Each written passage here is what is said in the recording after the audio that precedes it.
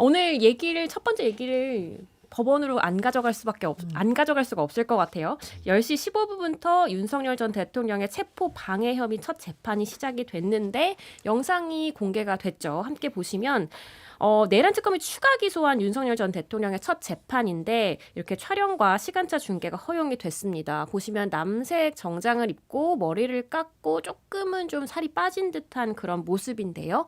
3617 수용번호를 달고 나왔습니다. 원래는 수갑과 포승줄을 하고 호송차로 다른 수용자들과 같이 차를 타고 왔다가 법원에 들어설 때는 모두 풀고 들어왔다고 하는데요. 이거 보시면서 어떤 느낌 좀 드셨는지 소감이라고 하긴 그렇지만 좀 보면서 어떤 마음이 드셨는지 여쭤보고 싶어요. 글쎄 한 지금 80여일 만에 네. 지금 이제 국민들 앞에 좀 모습이 보였는데 어찌됐건 전직 대통령이 저런 모습으로 이제 재판을 받는다는 게 우리 헌정사에서 불행한 일이죠.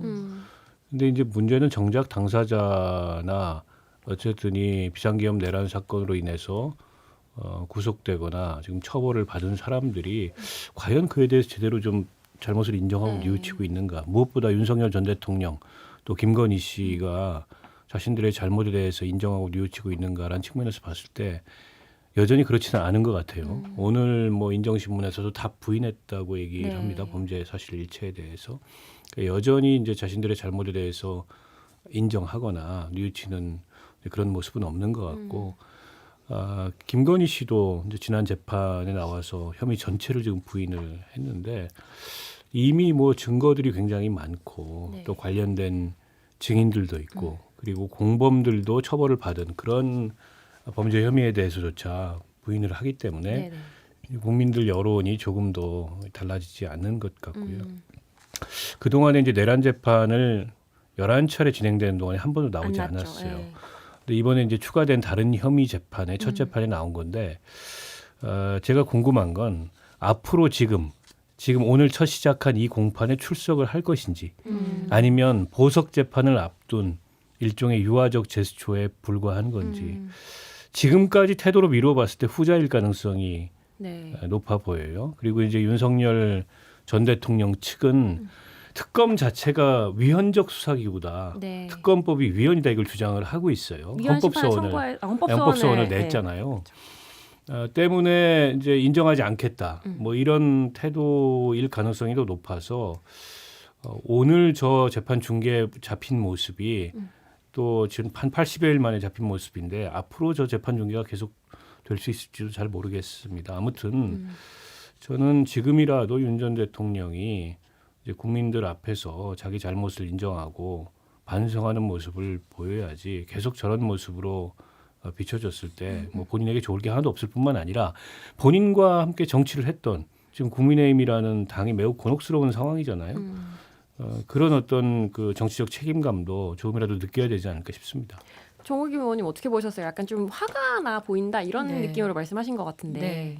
분노가 아직 삭지 않은 것 같다라는 그러니까 몇 가지 단편적인 장면에서 제가 언뜻 느꼈던 것이고 보는 사람으로서도 상당히 착잡해요. 이거는 어떻게 보면은 한국 정치의 진화 과정에서 아직도 완전한 성숙 단계에 이르지 못했다라는 상황을 그대로 보여주는 장면이라고 생각을 하고요. 본인이 지금 범죄 사실을 부인했는데 실제로 그 계엄, 그다음에 탄핵, 특검 이러한 용어가 되풀이된다라는 거는 한국 정치가 가야 할 길이 요원하다라는 걸 보여주고 그 한가운데 지금 윤석열 전 대통령이 있는 거거든요. 그런데 지금 이제 본인이 어쨌든 범죄 사실을 부인한 것 자체가 굉장히 이렇게 뭐라 그럴까 방점이 아니고요. 여기에는 또 정치적인 상대가 있고 그다음에 본인을 또 지지하는 지지자들이 있고 이게 우리 한국 정치의 현실이잖아요. 그래서 저는 개인적으로 이 상황이 조속히 종식되는 게 상당히 바람직하다. 이렇게 말씀드리고 싶어요. 그리고 직위원 재판부도 이제 내란 재판을 진행하고 있는 직위원 재판부도 이제 12월까지 끝난다고 했는데 그 재판에는 윤석열 대통령이 11차례 연속 불출석을 했고 오늘 하는 재판 같은 경우는 경호처를 동원해서 체포를 방해를 하고 그다음에 사후 포고문을 작성해서 허위 공문서를 작성한 혐의, 뭐 국무위원들의 심의 의결을 방해했다는 혐의에 대한 재판입니다. 근데 사실은 2시간 만에 첫 재판이 정리가 됐고요. 그리고 휴정 없이 보석신문이 시작됐다고 하는데 보석신문은 공개되는 건 아니라고 하고 그 앞에 재판 2시간여의 재판에 대해서는 생중계는 아니고 녹화를 하고 나중에 비실명 처리를 해서 인터넷으로 공개를 한다고 하니까 관심 있는 분들은 좀 찾아보시면 될 것 같고 이제 재판은 허가를 했는데 보석신문 같은 경우는 재판부가 중계를 허가를 안 했거든요. 요거는 뭐 따로 이유가 있나요? 글쎄, 뭐 이유를 오늘 보석 그 재판에서 밝히겠다 그랬기 때문에 아마 재판부가 어떤 이유에서 불허한 건지 그걸 좀 들어봐야 될 것 같고요.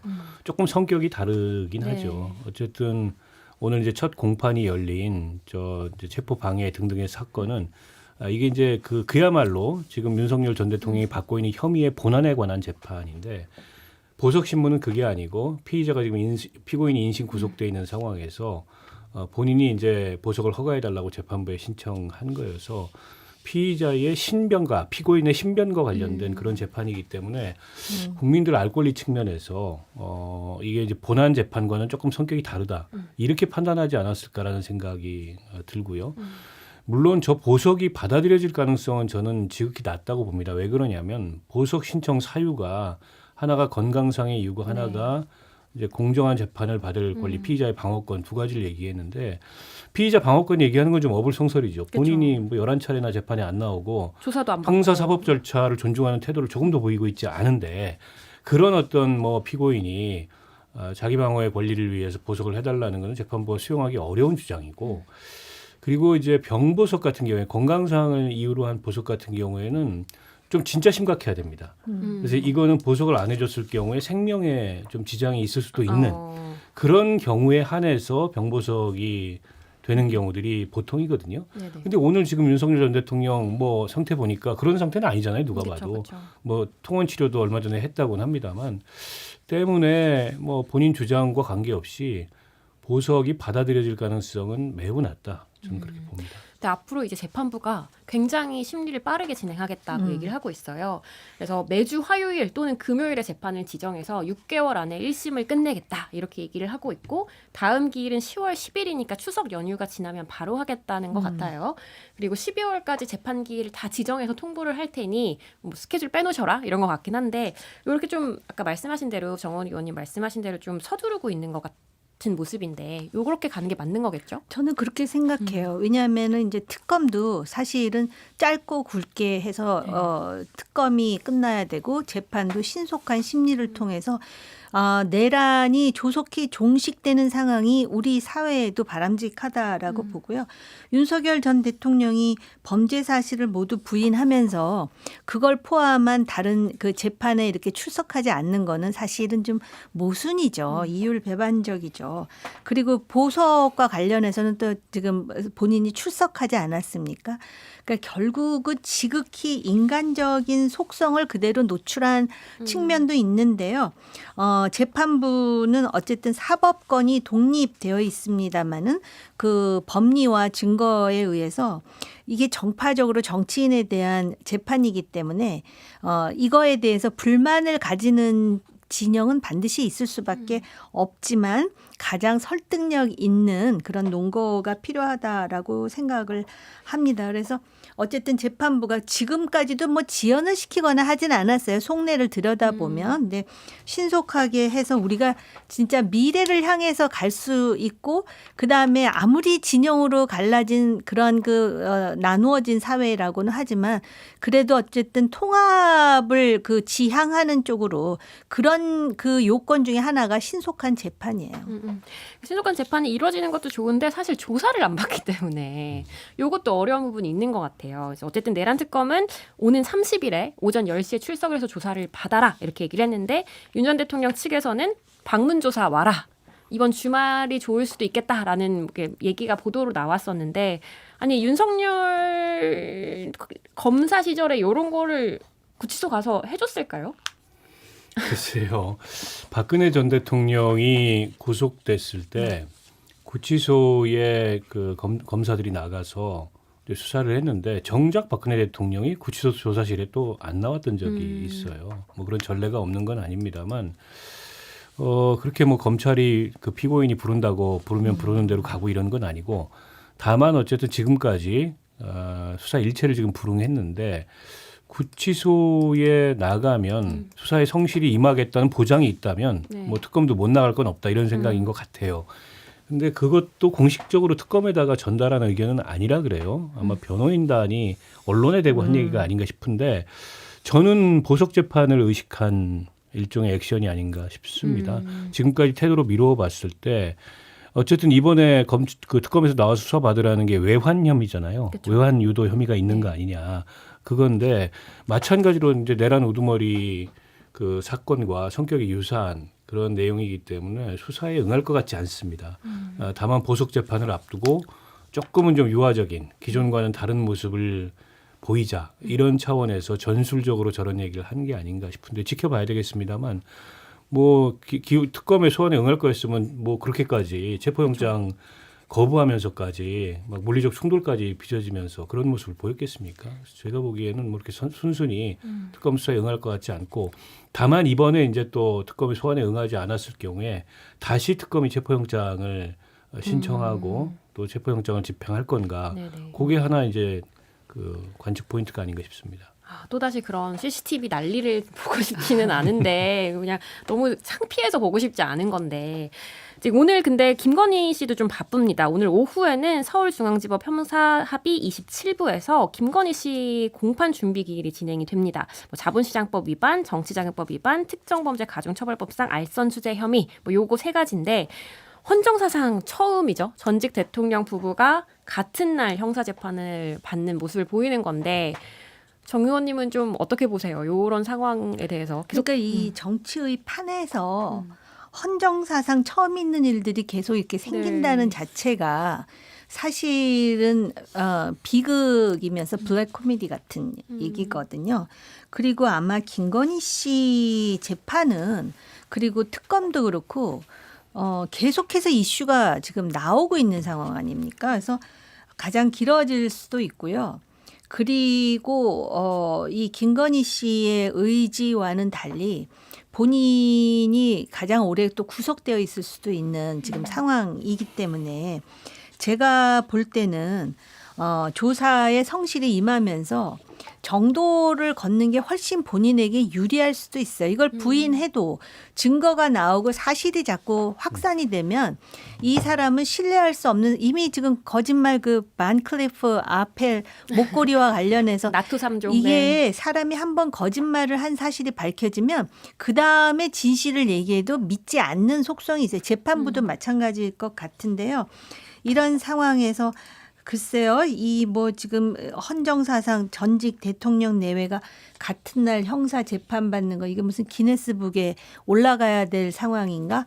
여러 가지로 보는 사람은 참 암담하죠. 답답하고 이게 단순히 제가 보수를 지향하는 사람이라서가 아니라 이런 게 한국 정치에서 지금 보여지고 있고 연출되고 있다라는 사실은요. 민망합니다. 그 김건희 씨는 윤 전 대통령하고 좀 다르지 않습니까? 그동안에 어쨌든 특검의 수사에 전혀 불응하지도 않았고 협조를 했죠. 재판도 네. 다 출석했고 근데 이제 막상 재판에서는 혐의를 다 부인하는 그런 전략을 쓰고 있어요. 그러니까 아마 그 윤석열 전 대통령 같은 경우에는 내란 우두머리 혐의가 인정되면 사형 아니면 무기이기 때문에 그 재판에 응하는 게 별로 의미가 없다. 다 짜여진 재판이기 때문에 이런 이제 정치적으로 그걸 대응하겠다 이런 태도인 것 같은데 김건희 씨는 다퉈보겠다 실제. 네. 그리고 본인이 이제 공직자가 아니기 때문에 뇌물죄 성립이 쉽지 않을 거다. 그 윤 전 대통령과의 그런 공범관계가 증명이 돼야 되는데 그게 쉽지 않을 거다. 근데 이런 생각을 하는 것 같고 뭐 알선수재도 비슷한 거죠. 그렇죠. 그러면 그럼 공직자한테 어떤 청탁을 중간에 본인이 알선하는 건데 지금 윤 전 대통령이 일체 수사를 불응하고 있는 상황에서 그것도 특검의 증명이 쉽지 않을 거고 무엇보다 지금 이제 물증이 나온 그렇기 때문에 서희건설이 회장이 자수서를 쓰고 그 실물을 갖고 있는 네. 그것 같은 경우에는 사실 발뺌하기가 어려운데 어렵죠. 네. 통일교 쪽에서 받았다는 뭐 샤넬백 등등은 실물을 못 찾았잖아요. 결국에 이제 정황만 있고 네. 그걸 줬다는 사람의 증언만 있고 실물이 없는 상황에서 이거는 법정에서 한번 다퉈볼 만하다. 근데 이런 계산인 것 같아요. 그래서 혐의 일체를 부인하고 그걸 갖다가 이제 꼼꼼히 하나하나 다 다투겠다. 근데 뭐 알선시든 뇌물이든 받았다고 하는 사람은 없지 않아요? 아니 그러니까 이제 그 전략인데 그게 뭐 김건희 씨 전략대로 다 인정되지는 않고 이제 줬다는 쪽에 진술의 신빙성이 있고 정황이 명백하면 분명하고 네. 하다면은 이제 그걸 뭐 입증될 수 있는 거고 또 서희건설 이봉건 회장이 자수서를 내고 한고 이제 뭐 반클리프 아펠 목걸이 등등은 실물이 확보가 돼 있기 때문에 그건 아무리 부정을 그 그림도 이완업의 그림도 마찬가지고요. 그거는 부인한다고 부인될 수 있는 게 아닌 것 같아요. 어쨌든 김건희 씨는 약간 그런 차원에서 이제 수사 재판에 응하고 있는 게 아닌가 이렇게 보입니다. 그러니까 김건희 특검팀이 조사하고 있는 것 중에 가장 핫한 것 중에 하나가 통일교 교인들이 국민의힘에 얼마나 가입을 했느냐 이 문제인데 지난주에 거의 불을 뿜으셨잖아요. 의원님, 정 의원님이 송원석 원내대표가 그렇게 얘기한 게 맞아요 이러면서 불을 뿜으셨는데 이제 단독 보도로 나온 내용인데 2023년 3월 국민의힘 전당대회랑 그다음에 총선 당시에 국민의힘 당원으로 집단 가입한 통일교 신도 규모가 약 3,500명 정도라고 측정을 했다는 거예요. 근데 기존에는 이제 통일교가 120만 명이라는 얘기가 있었는데 사실 이거는 매우 부풀려진 숫자고 사실 비슷한 시기에 그 문선명의 막내 아들 문영진 씨가 이제 뭐 인터뷰에서 우리 19,000명 정도다 이렇게 얘기를 했으니까 19,000명에 대비를 하면 지금 거의 20% 정도가 가입을 한 걸로 볼 수 있는데 이거는 알 수가 없죠. 알 수가 없긴 하지만 이런 상황인데 요거는 좀 어떻게 보셨어요? 아니 그러니까 제 얘기가 맞은 거 아니에요? 그렇죠. 근데 어떻게 원내대표가 이런 터무니없는 소리를 해갖고 마치도 12만 명이 들어간 거를 기정사실화하는 얘기를 원내대표 이거 자폭 수준 아니에요? 원내대표의 자백에 비해서 특검이 수사를 축소하고 있는 게 아닌가 의심이 됩니다. 아니 지금 그런 농담을 할 정도로 어떻게 원내대표가 그러면 지금 그 기본적으로 통일교의 그 전체적인 그 성도라 그러나 신도라 그러나 신도 수는 모를 수도 있지만 도대체 12만 명이라는 얘기를 어떻게 자당에 12만 명이 들어왔던 얘기를 자기 입으로 해갖고 진짜 12만 명이 들어온 줄 알고 평론한 사람들도 많잖아요. 근데 지금 일단 조사해 본 바에 의하면 그건 아니라는 거고 그다음에 이 막내 아들이 말했다는 거 있잖아요. 19,000명. 그럼 실제로는 더 적을 수도 있는 거예요. 이 사람만 총 들고 막 왔다 갔다 하는 사람이잖아요. 이 사람. 뭐 총을 들고 무슨 다른 종교를 만들었다 그러고 그러는데 그렇기 때문에 이 부분은 이제 특검에 의해서 좀 더 명기가 돼야 되겠죠. 숫자가 확인이 돼야 되고 그다음에 그렇게 해서 뭐 3,000명이 지금 당원으로 들어왔다 그랬을 때 그럼 이 사람들이 자발적으로 들어왔는가 그렇죠. 아니면 정말 강요에 의해서 들어왔는가. 근데 강요를 증명할 수 있을까요? 이거 종교에서 강요라는 거하고 자발성이라는 게 과연 그 선을 그을 수가 있을까요? 그런 면에서 이거는 나중에 크게 부각되지 않을 여지도 있겠다라는 생각이 드는데 제가 황당한 건 그 원내대표의 반응입니다. 기재부 차관까지 하셨잖아요. 그러니까는요. 항상 이분이 보면은 불발탄 같이 오히려 할 필요가 없는 말을 해가지고 주워 담기 힘든 상황을 본인이 당 지도부 원내대표가 말한다라는 거가 더 황당해요. 씁쓸하고. 어쨌든 뭐 국민의힘에서는 11만 명이 될 수도 있다까지 12만 명이 될 수도 있다까지 인정을 한 상황인데 지금 윤석열 전 대통령의 보석 신문이 시작이 됐는데 이렇게 주장을 한다고 합니다. 당뇨 망막 병증으로 실명 위험이 있다. 그래서 불구속 재판을 해야 된다. 이제 눈이 안 보일 수 있다. 이렇게 주장을 하고 있는데 이게 뭐 받아들여질 만한 사유인가요? 글쎄 그동안에 주장해왔던 바고요. 지난번에 그 외부 진료기관에 이 진료를 받은 것도 아마 저 주장을 해서 진료를 받았던 것 같아요. 근데 글쎄요, 뭐 저 주장한다 그래서 그걸 다 받아들이는 게 아니고 그게 실제 어느 정도의 위험인지가 의학적으로 증명이 돼야 되고 재판부가 보석을 인정할 만큼 위중하거나 심각한 상황이어야 되는데 그래 보이지는 않거든요. 오늘 모습으로 봤을 때. 오늘은 좀 그래서 똘똘하시더라고요. 쉽지는 않다고 보고요. 뭐 지켜봐야 되겠습니다. 저는 통일교 그걸 보면서 이제 국민의힘이 그 이상한 게 그거예요. 그 한학자 총재 구속에 대해서 네. 장동혁 대표가 뭐라고 논평을 했냐면 종교 탄압이라고 논평을 했어요.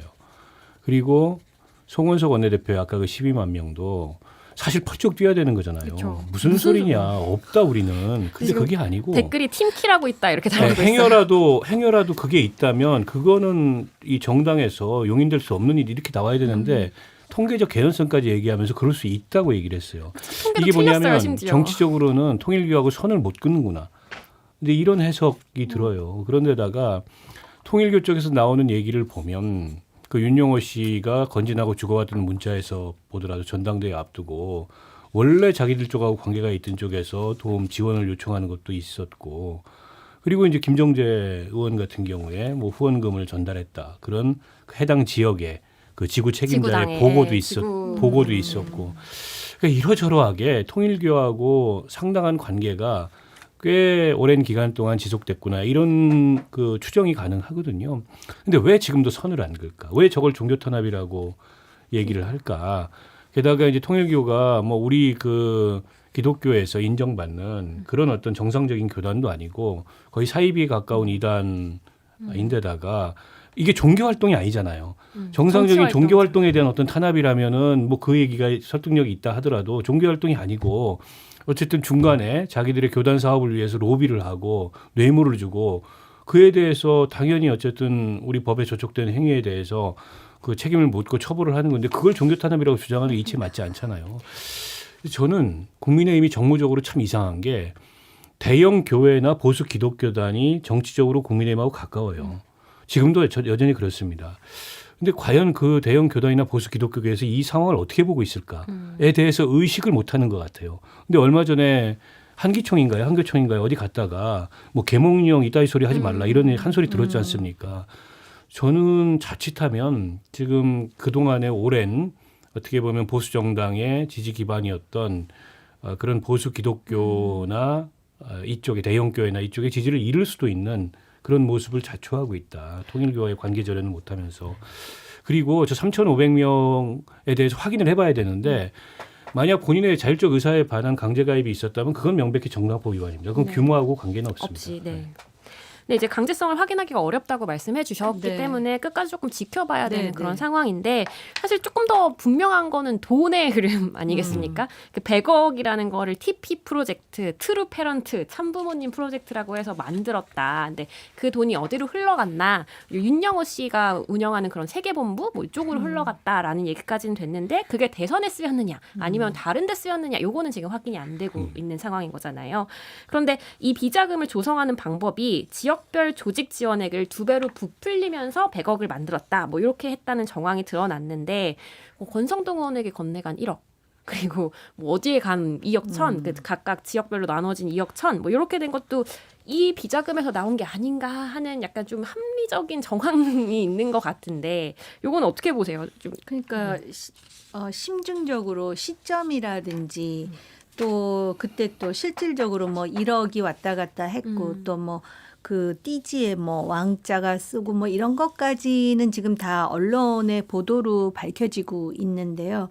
이게 그 소위 100억이라는 자금을 모아서 대선에 쓰였다라고 단정짓기 위해서는 물증이 필요하겠죠. 돈의 흐름이 더 파악이 돼야 되고 실제로 지금 100억을 모았다라는 내부 정부가 이렇게 노출되는 것도 통일교 구조가 지금 얼마나 흔들흔들 하는지를 알 수가 있는 부분입니다. 그리고 제가 볼 때는 지금 이런 상황이 막 나오는데도 불구하고 국민의힘의 당대표나 원내대표가 거의 헛발에 가까운 그런 발언을 하는 걸로 봐서는 실제로 지금 정확하게 상황이 간파되지 않고 있는 게 아닌가.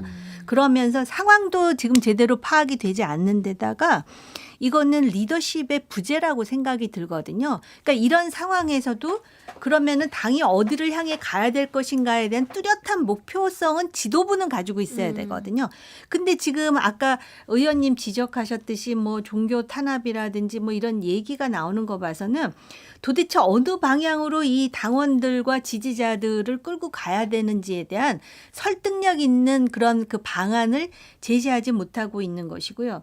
아마 그 100억이라는 것이 내부에서 통일교 자체에서 이게 지금 노출이 됐다면은 그게 어디로 갔는지도 곧 시간 문제지 나올 것 같다라는 느낌이 들거든요. 제가 볼 때 통일교는 과거의 어떤 그런 그 문선명 체제 하에 통일교가 더 이상은 아닌 것 같고 여기 아들 얘기가 나오잖아요. 아까도 막내 아들 얘기가 나오는데 그 보도에 따르면 지금 그 모친과 막내 아들 사이가 굉장히 안 좋다. 좋고, 그러다 보니까 그 밑에 추종자들도 지금 분열이 되어 있는 상황이고 제가 볼 땐 각자 도생이에요. 그러니까는 총재가 구속이 되는 상황에서 겸허히 받아들이겠다 그러지 않습니까? 협조하겠다. 그러니까 통일교는 겸허히 받아들이는데 왜 국민의힘이 종교 탄압이라고 나서는지 제가 거기서 정말 또 한 번 당혹스럽지 않을 수 없다.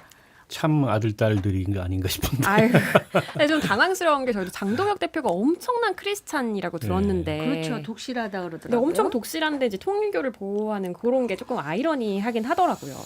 지금 김건희 씨가 걸린 게 너무 많아서 다른 문제로 바로 넘어갈게요. 그러니까 김상민 전 부장검사가 건넨 것으로 알려진 그 이우환 화백의 그림을 두고 뇌물 혐의 조사가 이뤄졌는데. 경찰은 김 씨가 평소에 이제 박서보, 윤영근 화백의 그림을 좋아하는 게 맞는지 이제 뭐 그림 취향도 조사를 했다고 해요. 근데 그게 이제 특검팀이 밝힌 바로는 김상민 전 검사가 사업가 강모 씨, 이분은 누군지 정확하게 모르겠는데 그분을 통해서 김건희 여사의 취향을 알아봐 달라라고 부탁을 했고, 그러니까 그 강 씨가 21g의 김태형 대표, 김건희 씨의 측근으로 알려진 21g 김태형 대표에게 물어봤더니 21g 김태형 대표가 김 여사가 마크 록스코를 좋아하니까 이우환도 좋아할 것 같다라고 얘기를 했는데 이제 둘 다 약간 조금 뭔가 굉장히 단순한 형태의 그림들 추상. 이런 것들 추상화 이런 건데 요게 약간 좀 결정적인 진술이었다 이런 얘기가 있죠. 어떻게 요거는 좀 뇌물로 가기가 조금 뇌물 혐의가 입증이 될까요? 어떻게 될까요? 결국 이제 뇌물 혐의를 입증하려면 그러니까 윤석열 전 대통령을 보고 준 뇌물이고 그리고 김건희는 이제 그의 공범 이렇게 기소를 해야 되는 건데 이게 결국에는 인사의 대가잖아요. 공천을 받으려고 했던 그쵸. 거고 근데 공천을 못 받고 못 나중에 이제 받았죠. 국정원에 뭐 네. 특보 이런 자리를 받았는데 그렇게 본다면 이제 인사권자는 윤석열 전 대통령이고 충분히 개연성이 있는 얘기죠. 이제 윤 전 대통령이 알았냐 몰랐냐 이제 이런 거일 텐데 저 정도면은 뭐 몰랐다고 보는 게 오히려 이상하다. 이게 이제 아마 특검이 주장할 가능성이 높고요. 물론 이제 수사를 거부하고 있기 때문에 수사를 통해서 윤 전 대통령의 입을 통해서 그걸 증명하기는 어려울 겁니다. 그러나 이제 뇌물 사건이나 또 말소환수재 정치자금법 위반 이런 사건 등등이 늘 안 받았다고 주장을 하기 때문에 정황과 또 줬다는 쪽의 어떤 진술의 일관성, 구체성 이런 것들에 따라서 신빙성이 있다고 보고 기소를 하거나 혐의를 적용해 왔던 전례로 볼 때 이것도 이제 그렇게 논리를 만들지 않을까 싶고요. 근데 이제 이게 문제는 여기서 그치느냐가 아닐 겁니다. 그러니까 이게 지금 김건희 특검 같은 경우에는 수사 기간을 지금 최장 180일까지 이제 가져가도록 그렇죠. 12월 말 됐잖아요. 뭐, 근데 180이면 일단락이 될까라는 생각마저 들어요. 왜냐하면 김건희 씨가 수많은 인사에 개입했다는 소문이 파다했습니다. 근데 그게 대통령실 인사나 이런 정부 부처 인사뿐만이 아니고 공공기관 인사 같은 데들도 개입을 많이 했다. 근데 만약에 저런 식의 메가매직 행위를 그런 공공기관 인사들에까지 했다면 이거는 뭐 한도 끝도 없는 상황이 되거든요. 그래서 이제 어디까지 저 수사가 확대될지 모르겠다 이런 판단이 들고 지금 저는 김상민 전 검사죠. 저분도 이해가 안 되는 게 저분이 주장하는 거는 김진우의 심부름을 했다잖아요.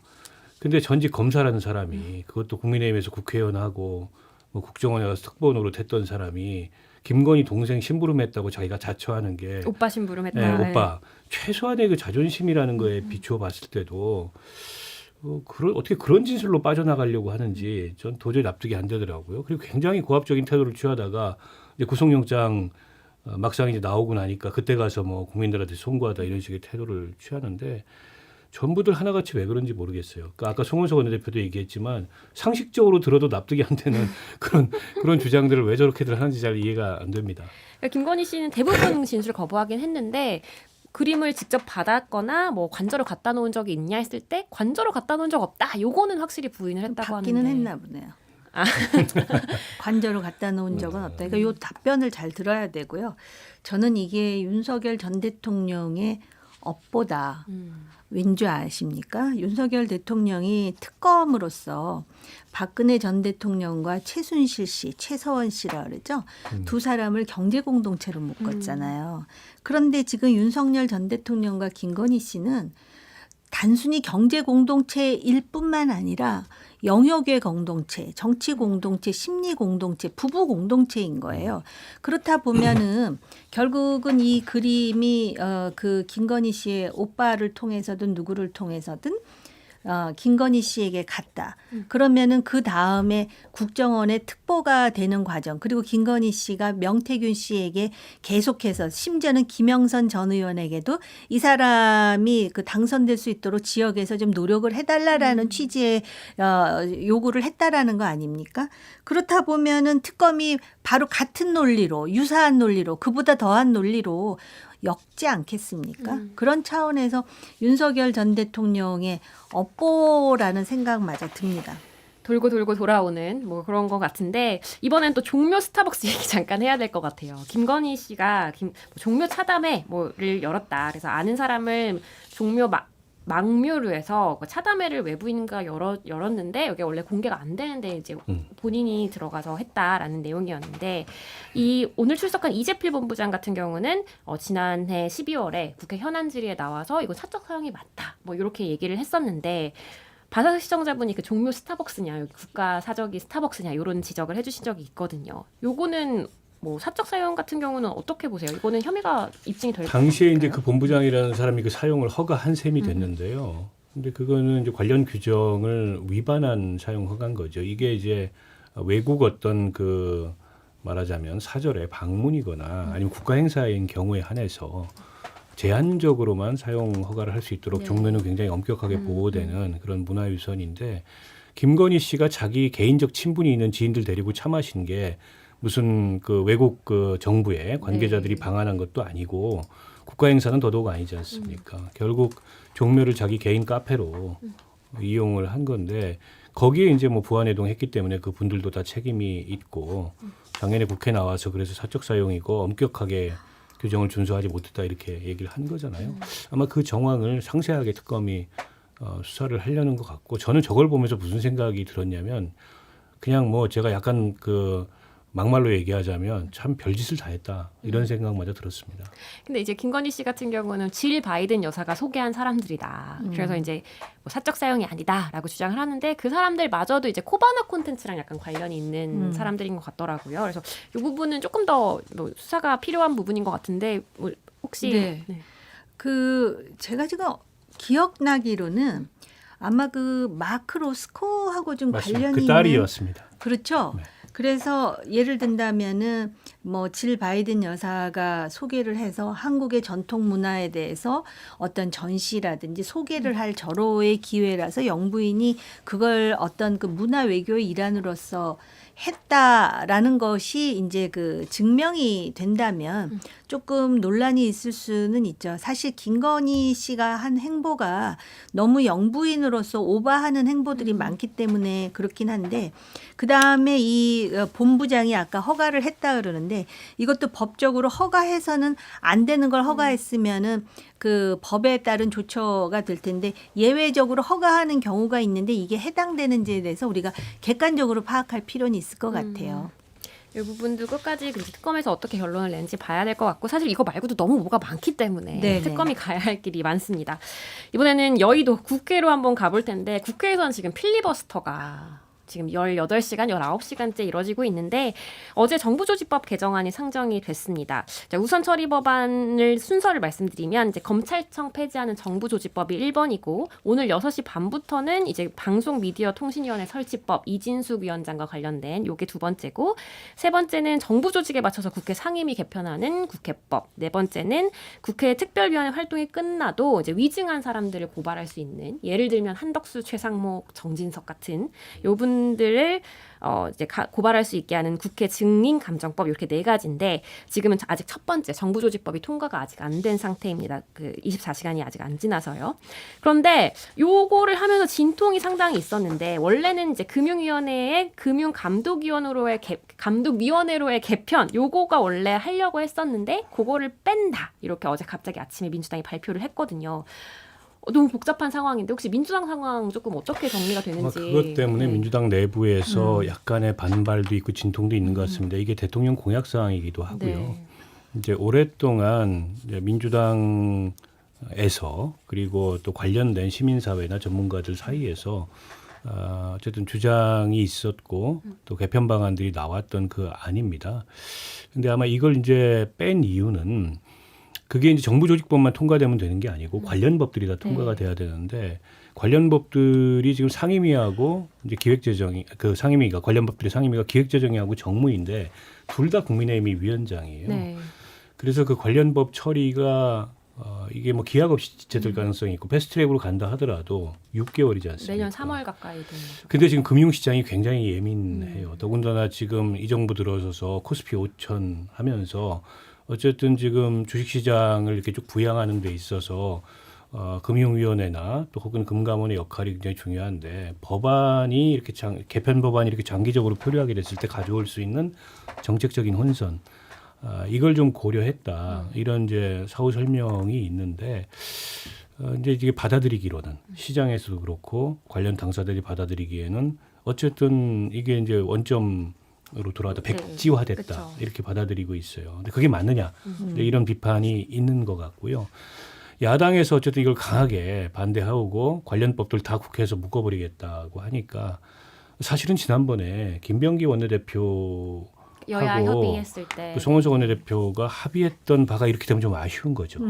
사실은 그때 특검법 기한 연장을 내주고 네. 이런 그 정부조직법 처리 협조를 얻기로 했던 건데 그게 무산되는 바람에 결국 금융감독기구 개편 문제도 뭐 그 직접적인 여파는 아닐 수 있겠지만 그 여파가 미쳤다고 그렇죠. 얘기할 수밖에 없을 것 같고요. 또 한 가지 이런 겁니다. 지금 정부조직 개편에서 민주당이 가장 역점을 두고 있는 게 1번은 검찰청 없애는 그렇죠. 거. 두 번째가 이제 기재부 힘빼기입니다. 그러니까 예산 기능은 기획예산처로 총리실 빼주고, 산하에 네. 그다음에 세제 기능과 국내 금융 기능을 묶어서 재정경제부로. 근데 거기서 이제 국내 금융 기능을 뺀 거죠. 그거 빠지고 나서는 요건 법안 처리가 되는데 그걸 넣으면은 국내 금융기구를 보내는 걸 포함하면 복잡해지니까 일단 할 수 있는 것부터 하자. 이런 약간 뭐랄까 실무적이고 현실적인 판단? 반발만 뺐다. 예, 요게 동시에 작용한 게 아닌가 싶습니다. 근데 그렇긴 한데 이제 어쨌든 정부조직법에 필리버스터를 하는 건 이번이 처음이라고는 하는데 국민의힘 박수민 의원이 첫 타자였는데 17시간 2분을 무려 서서 말씀을 필리버스터를 했다고 하고 작년 8월에 본인이 세운 기록을 경신한 거라고 합니다. 대단한 것 같은데 지금은 서영교 의원님 민주당 서영교 의원이 나와서 필리버스터 중인데 응원봉을 나와서 흔들고 있는 그런 모습을 보이고 있는 상황입니다. 어쨌든 24시간이 지나면 사실 표결로 필리버스터 종결이 가능하고 그렇다면 오늘 6시 반쯤 저녁 6시 반쯤에는 본회의에서 이제 정부조직법이 통과될 것 같은데 그러면 검찰청이 사라지는 거겠네요. 뭐 추석 전에 하겠다 네. 그러더니 상징적으로 이제 검찰청을 없앴는데요. 일단 이런 총론적인 그 면에서 한 가지 정부 조직법을요. 정권 바뀔 때마다 이렇게 개편을 하는데 그 정도로 우리나라 정부 조직이 허술한 건가? 왜냐하면 지금 금융위와 금감원 같은 경우는 지금 원점으로 돌아왔잖아요. 그러니까 안 하고 그냥 또 운영해도 네. 되는 거잖아요. 또 역설적으로 보자면. 물론 아까 의원님이 말씀하셨듯이 애초에 그러면 양당의 원내대표가 타협했을 때 그 당에서 딴지를 걸지 않고 그대로 했었으면 또 어땠을까라는 말씀도 가능하겠지만 말입니다. 그런데다가 기본적으로 이제 기재부의 힘을 뺀다 그래서 예산을 지금 총리실 산하로 갖다 놓는다라고 하는 것인데 결국 총리실 산하로 갖다 놓는다라는 거는 대통령의 권한으로서 예산을 훨씬 쉽게 그 쥐락펴락할 수 있다라는 또 상징적 의미가 있거든요. 근데 이거는 그러면은 정부 조직에 있어서 맞는 것인지 지금 우리가 검찰청 얘기를 차치하고라도 그런 측면이 있다라는 것이고요.